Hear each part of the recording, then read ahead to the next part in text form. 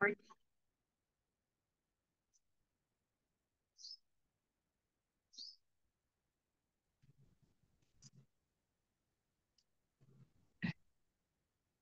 ओम.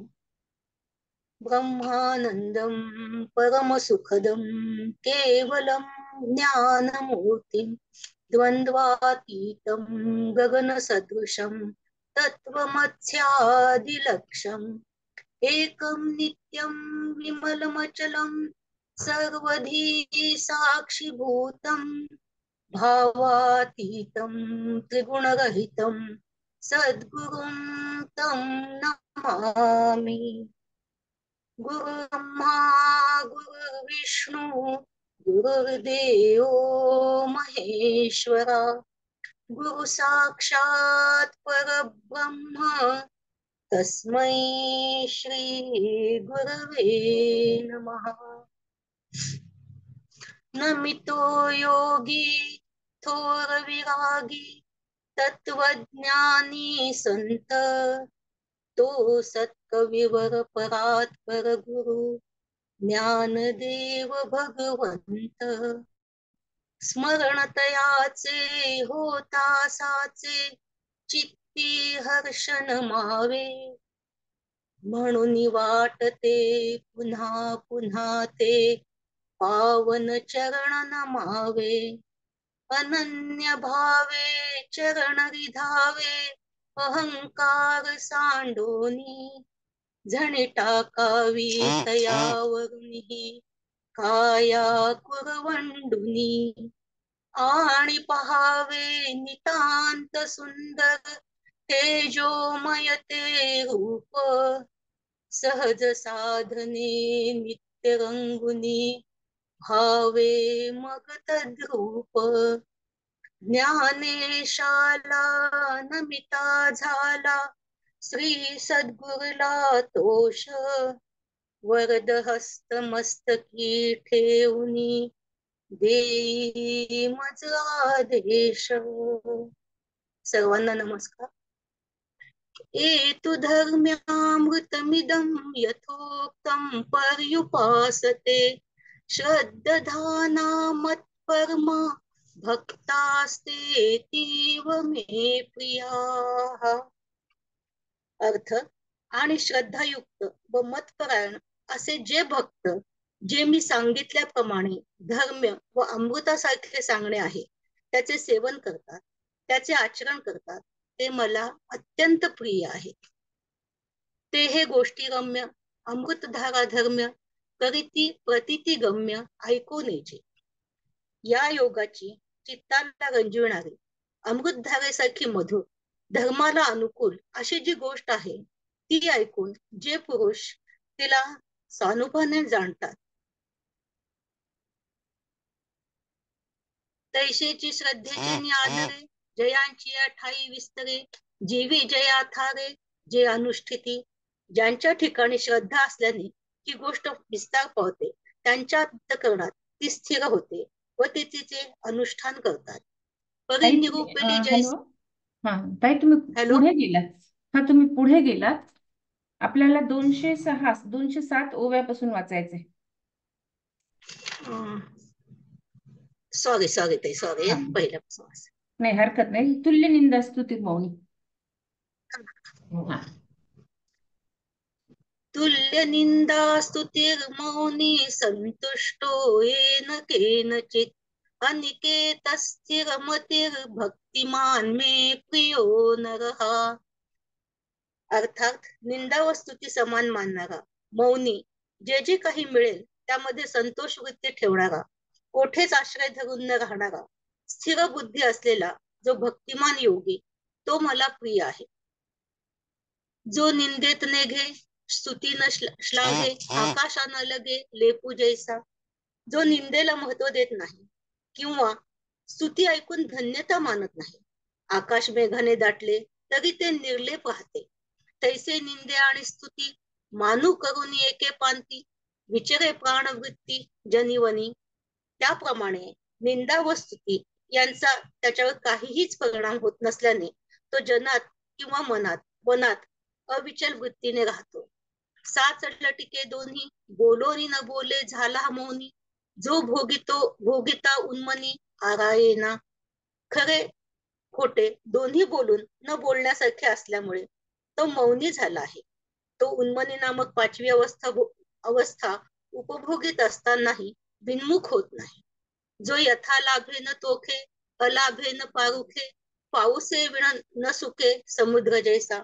ज्याप्रमाणे पाऊस पडला नाही तर समुद्र कोरडा होत नाही, त्याप्रमाणे काही मिळाले नाही तरी तो खिन्न होत नाही किंवा लाभले तरी संतुष्ट होत नाही. आणि वायुसी एके ठाई बिढाग जैसे नाही, तैसा न धरीचे केही आश्रय योजो.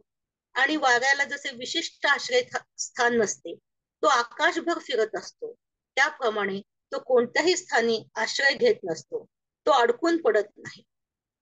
आघवाची आकाश स्थिती जैसी वायुसी नित्य वस्ती, त्याची जगाची विश्रांती स्थान जाया. ज्याप्रमाणे आकाशाच्या व्यापकतेबरोबर वायूची वस्ती असते, त्याप्रमाणे सर्व जग त्याचे विश्रांती स्थान आहे.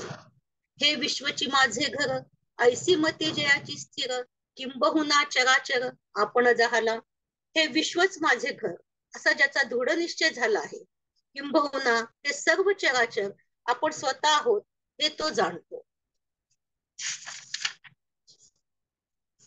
मग यावरी पार्था माझी अभजनी आस्था, तरी तयाते मी माथा मुकुट करी.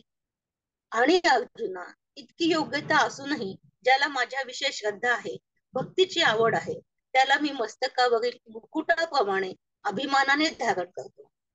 उत्तमासी मस्तक खाला विजय हे काय कौतुक, परी मानू करती तिन्ही लोक पाय वणिया. उत्तम भक्तापुढे मस्तक नम्र होते, यात काय आश्चर्य. पण उत्तम भक्ताच्या चरणोदकाला त्रिभुवनही मान देते.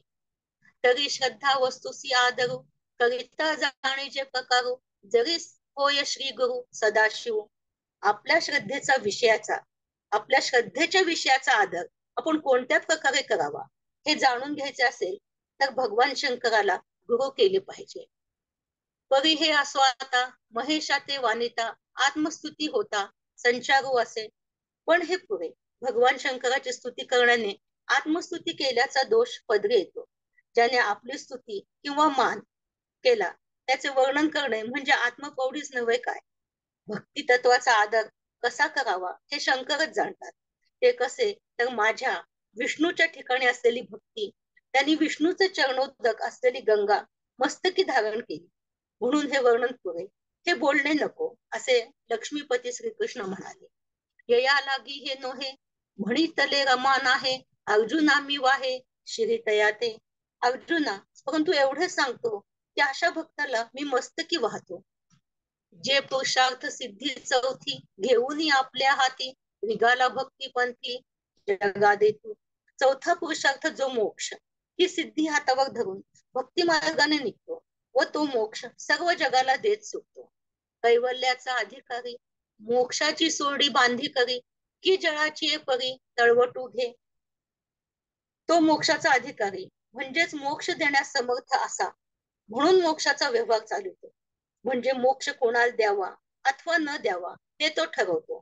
इतका समर्थ असूनही तो पाण्याप्रमाणे नम्र असतो.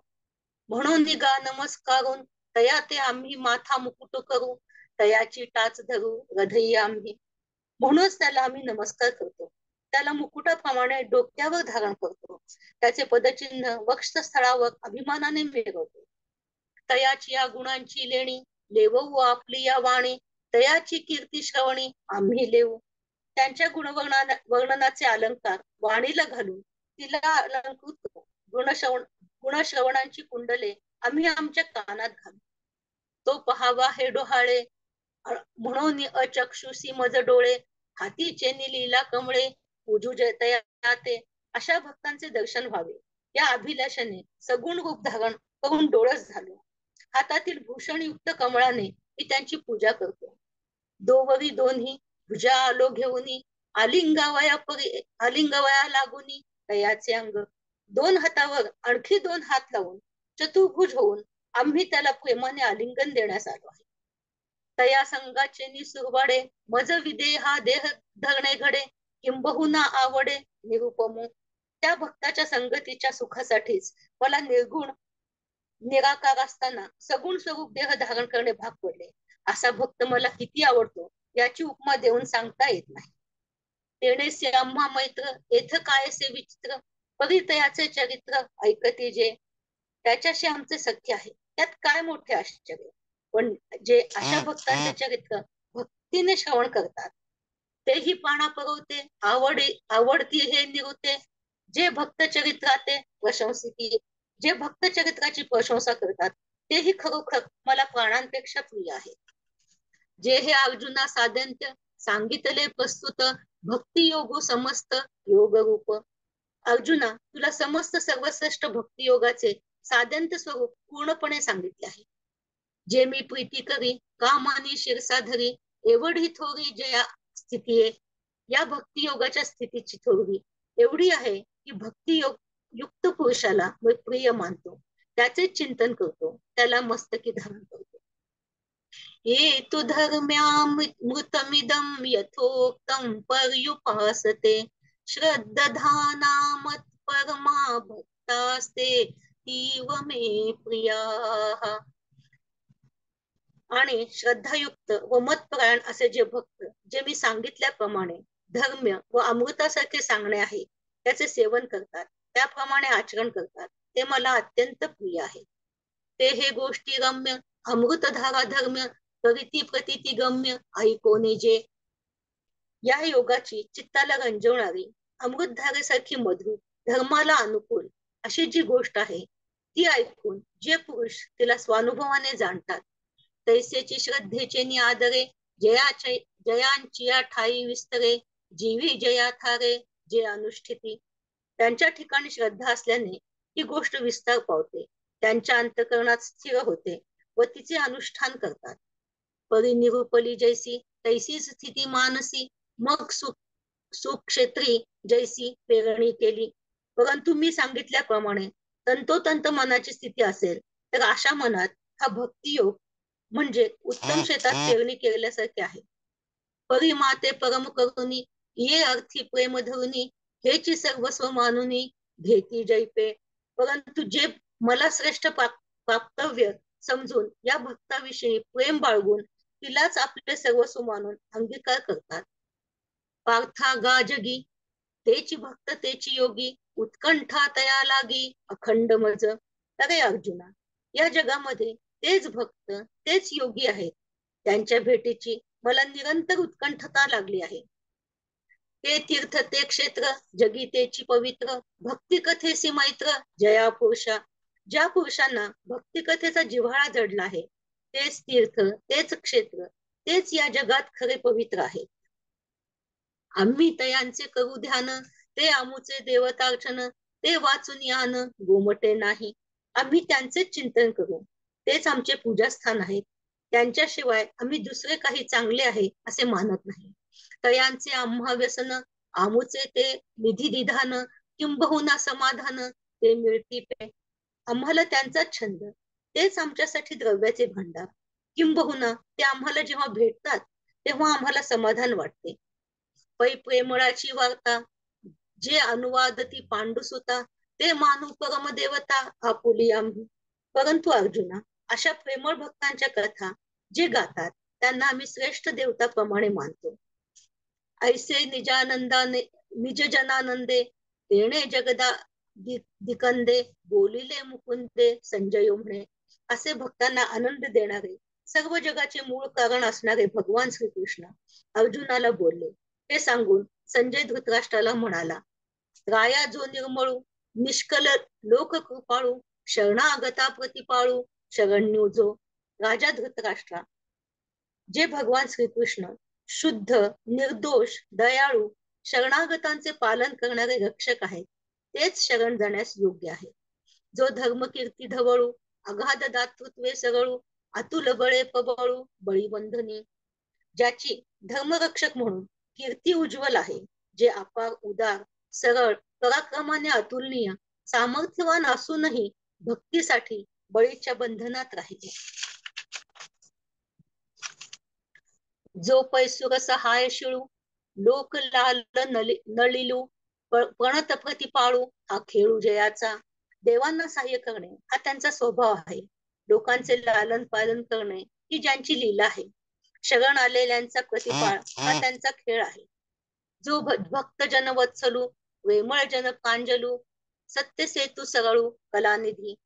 जे भक्ताविषयी कनवाळू सत्याचे कैवारू प्रेमाचे स्नेहस्थान आणि सर्व कला कौशल्यांचे आगग आहेत. तो कृष्णजी वैकुंठीचा चक्रवर्ती निजांचा सांगत असे येऊ दैवाचा ऐकू तसे. जे भक्तांचे सार्वभौम राजे वैकुंठाधिपती श्रीकृष्ण स्वतः निरूपण करतात आणि भाग्यशाली अर्जुन ते ऐकत होता. आता ययावरी निरूपती परी संजय म्हणे अवधारी धृतराष्ट्राते. आता यानंतर भगवंताचे आख्यान करण्याचा प्रकार ऐका असे संजय धृतराष्ट्राला म्हणाला. तेचीच रसाळ कथा मराठीया प्रतिपाथा आणि जेला आता अवधारी जो. ती संजयाने सांगितलेली रसाळ कथा मराठी भाषेत कथन करण्यात येणार आहे. तरी श्रोत्यांनी लक्ष द्यावे. ज्ञानदेवे म्हणे तुम्ही संत ओळगावे ती आम्ही जे पडविलो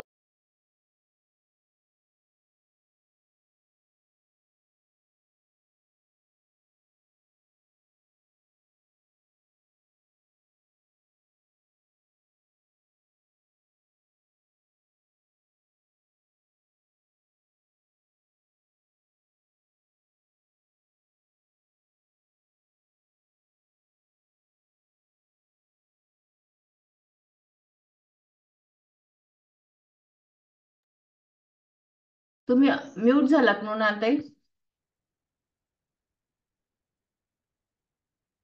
नाही ते ऑन आहे. हा शेवटचा म्यूट म्यूट झाला. हा ऐकू येते का आता? हो हो. इति श्रीमद्भगवद्गीतासु उपनिषत्सु ब्रह्मविद्यायां योगशास्त्रे श्रीकृष्णार्जुन संवादे भक्तियोगो नाम द्वादशोऽध्यायः. इति श्री द्वादशोऽध्याय. श्री सच्चिदानंदार्पणमस्तु. पुढचं वाचू ना ते थोडं. वाचूयात ना. आधी आपण 12 वाजता पूर्ण बघूया, समारोप बघूया आणि मग आपण 13 बघूयात. आज रामदास दादा दिसत नाहीये. ठीक आहे. तोपर्यंत कोणी जर असेल 12वा अध्याय सांगणारा तर रेडी राहा. थोडस समारोप वाचते मी तोपर्यंत. चालेल. 11व्या अध्यायात भगवंतांनी आपल्या एकदेशीय सगुण श्रीकृष्ण स्वरूपापेक्षा विश्वरूप श्रेष्ठ असून त्यावरच प्रेम असू दे असे म्हटले. हे ऐकून अर्जुनाला भगवंताचे म्हणणे आपल्या अनुभवाशी विरुद्ध आहे असे वाटून भगवंताच्या मुखानेच कोणते रूप श्रेष्ठ आहे याचा निर्णय करून घेण्याकरिता विश्वरूप व सगुण चतुर्भुज या दोहोंपैकी कोणत्या रूपाचे प्रेमभक्तीने अखंडानंद रूप परब्रह्माशी निर्विकल्प ऐक्य होऊ शकते असा मोठा मार्मिक प्रश्न अर्जुनाने भगवंताला केला.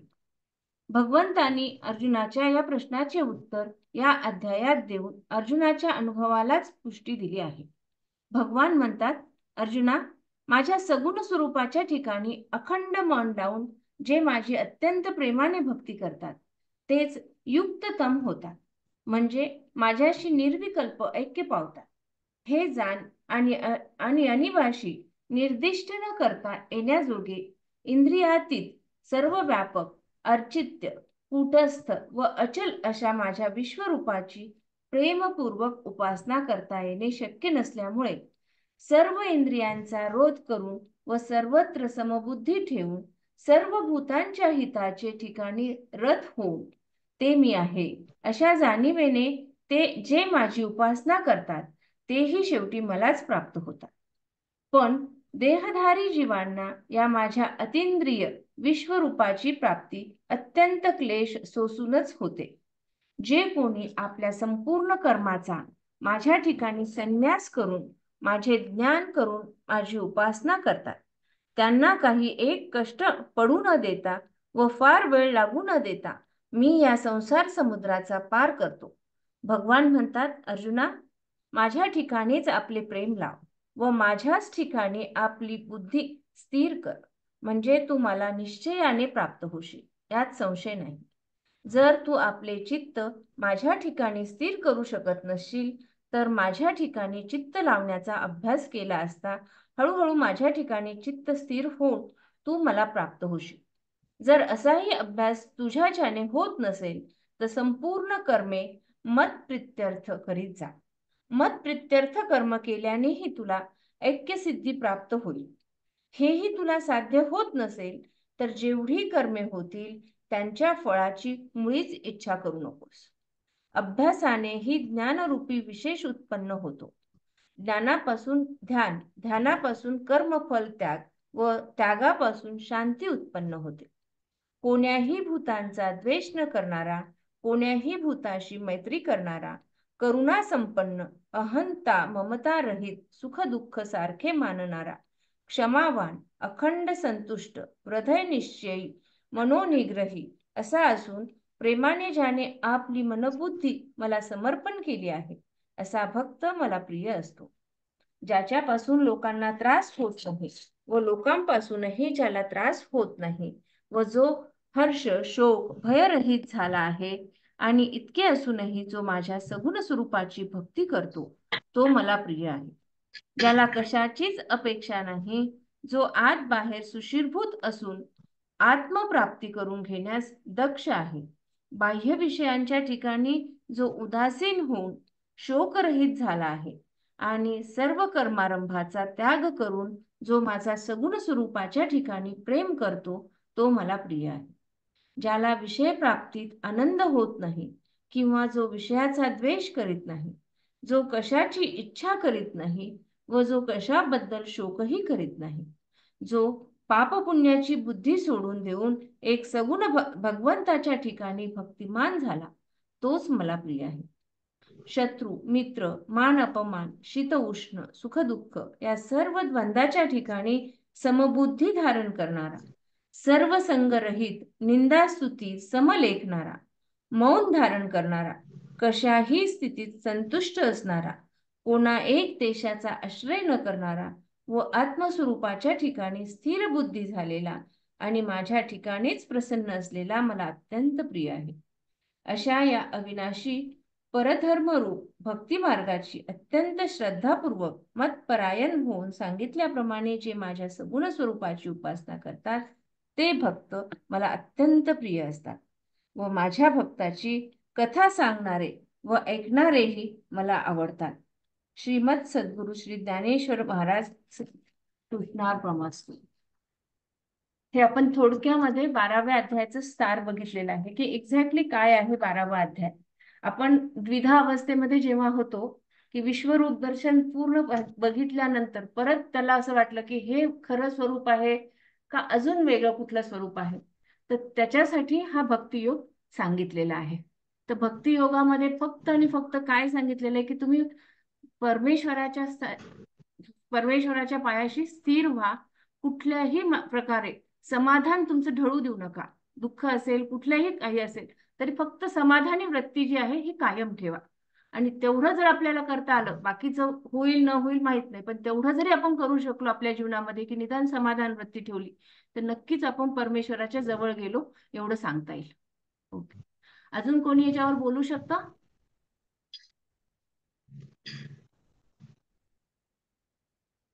हँड रेस करा कोणी अजून बोलू शकत असेल तर, नाही तर आपण मग 13वा अध्याय घेऊयात.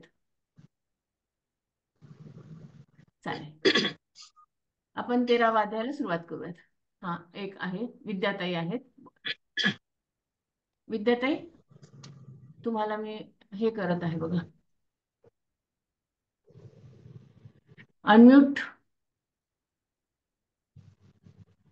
व्हा तुम्ही. हा हा हा, सॉरी. तुल्य निंदा स्तुतिर्मौनी संतुष्ट येणे केनचित अनिकेत स्थिर मतीर भक्तिमान मी प्रियो न रहा. तर भगवंतानी भक्ताचे लक्षण सांगितले, त्यात सगळ्यात प्रिय कोणता आहे? ज्ञानी. ज्ञानी म्हणजे कोण असतो? त्याला निंदा केली कोणी, त्याचं कौतुक केलं तरी त्याच्यावर येणे, कायम स्थिर बुद्धी असती त्याची. निंदेते ने घेते म्हणजे आकाशाला, म्हणजे आपण काय म्हणतो एखाद्या समोरच्याला आपण किती बोललो, किती काही झालं तर त्या समोरच्याचं बोलणं जर आपण घेतलं नाही, आपल्याकडे हा मला बोलत नाही, जाऊ द्या, या शरीराला बोलतो किंवा कुणाला बोलतो असं म्हणून मग तो चिडत नाही, क्रोध होत नाही, रागवत नाही. ह्याच्यावर सांगतात की एखादा रुपया किंवा पैसे आपण समोरच्याला दिले आणि त्यांनी ते घेतलेच नाही तर ते त्याच्याकडे आलेच नाही, तसं समोरच्याने आपल्यावर काय हे केलं हे जो परिणाम करून घेत नाही तर भगवंत त्याला म्हणे, म्हणून त्यांनी सांगितलं आकाशावर काही हे होत नाहीये म्हणे.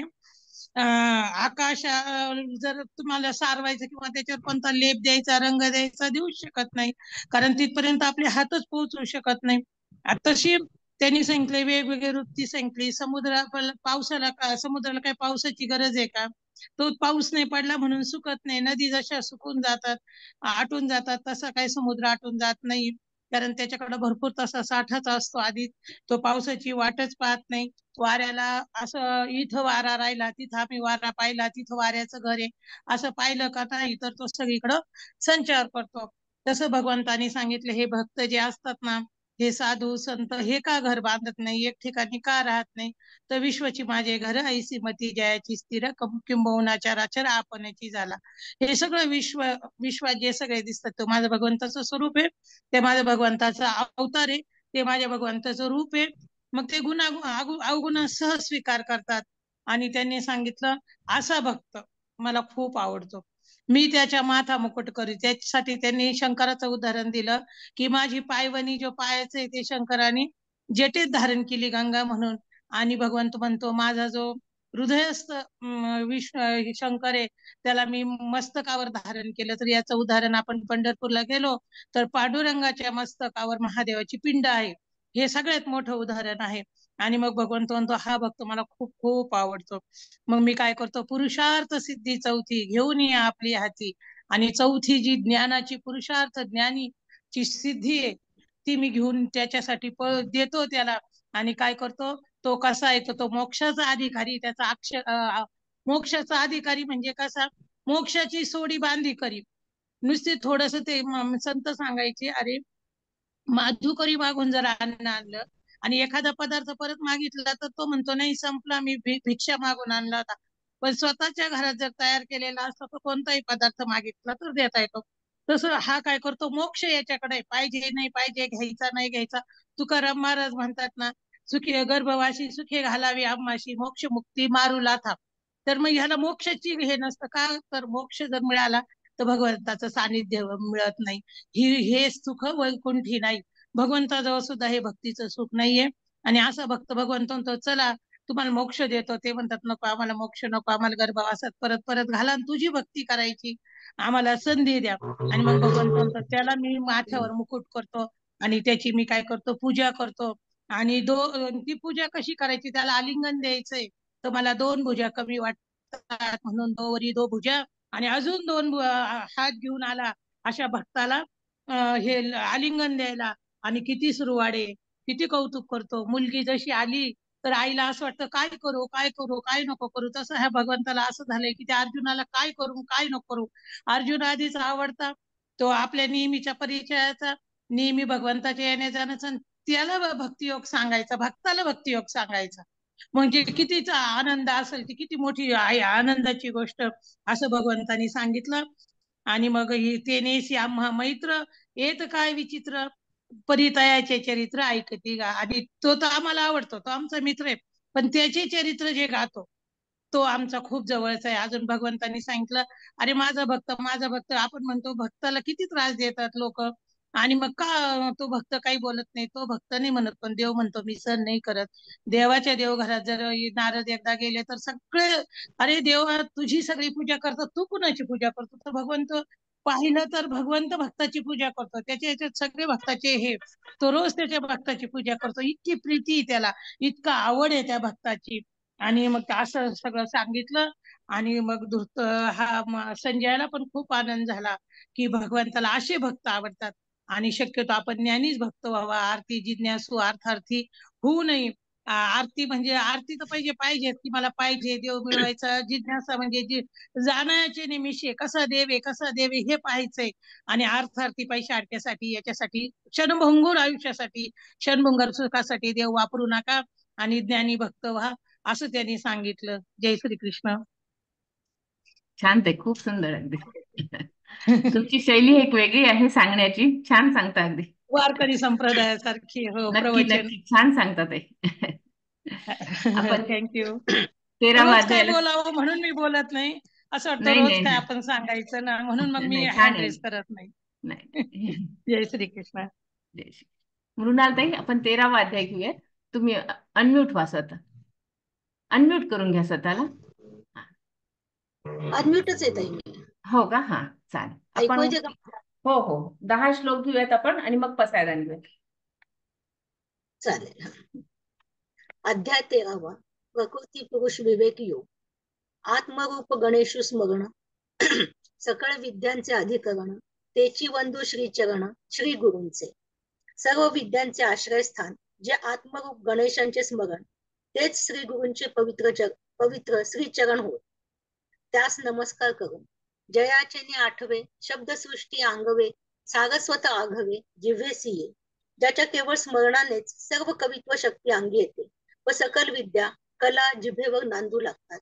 वक्तृत्व गोडपणे अमृता ते पारू म्हणे रस होती ओळगणे अक्षरासी. ज्याच्या वक्तृत्वाला इतकी गोडी येते की त्यापुढे अमृतही फिके पडते.